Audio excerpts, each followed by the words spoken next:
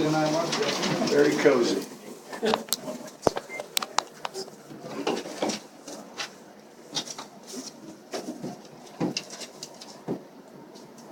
Hadn't seen anything yet. I'm just trying to look at what happened statistically. Okay, outstanding victory. Very proud of our team, proud of our coaches.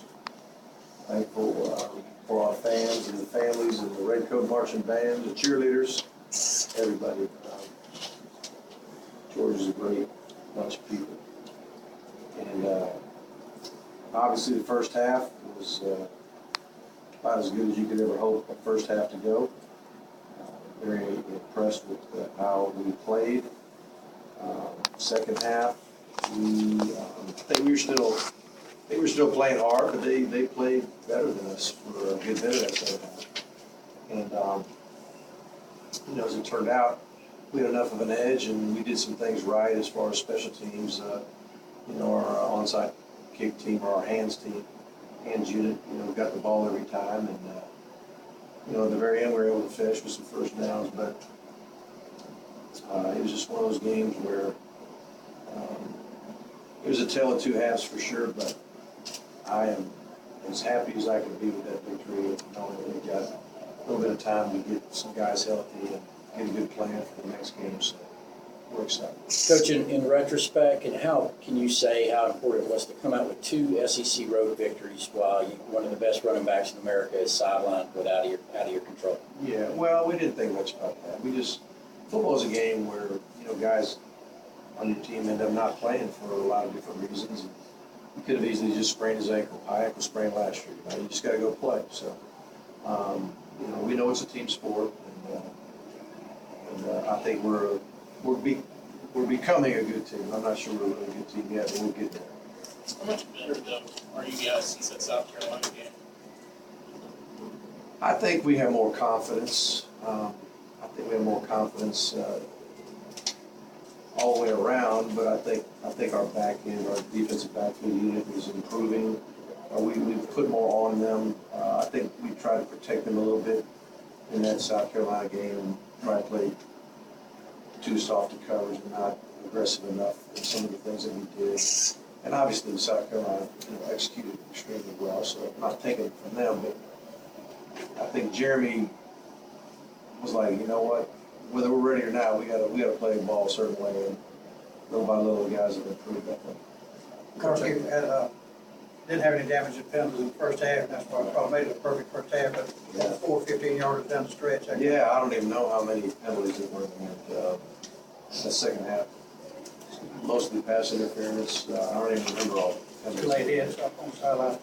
There's a face mask, laid in on the sideline or two. We certainly we helped them, but they took advantage of them, and you got to give them credit. Marky, let's talk about what Bishop's been able to do at 68 carries in 2 weeks for a guy right out of high school. Well, he's built for it. He's very, very tough physically. He's strong. But I think he came from a high school, Cedartown, where they're just tough. They coach tough. Their off season's tough. And he didn't get baby in high school at all. He was not one of the guys where you can sit there and say he was given anything because he was a very good football player. He had earned it every day in practice, every off-season workout. Coaching staff did a great job.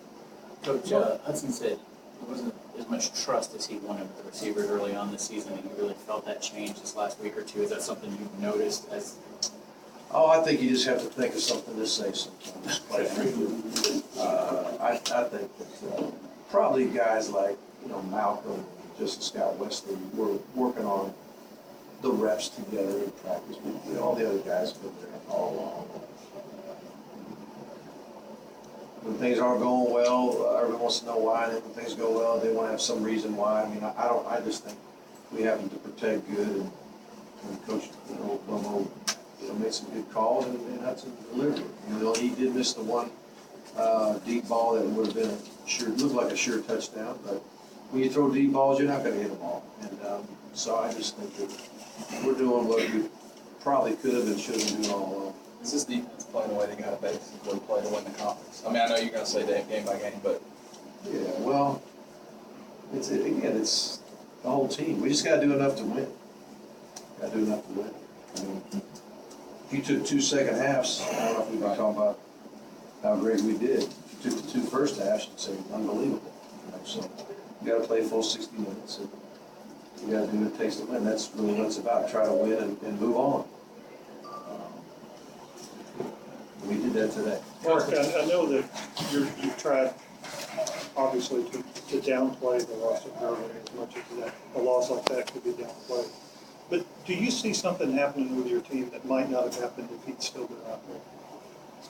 I don't know. I think we were getting better. I think we are. I do believe our players have a trust factor with our coaching staff to get them where we need to go. I think they believe if they do what we ask of them and do it the way we're asking them to do it, then we're going to get better. I think they're seeing that. I think they're sensing, hey, we're getting better. We're creating some habits that are making us a better football team. So let's just keep buying in, keep working hard, and see what happens, kind of thing. And I think that'll happen either way.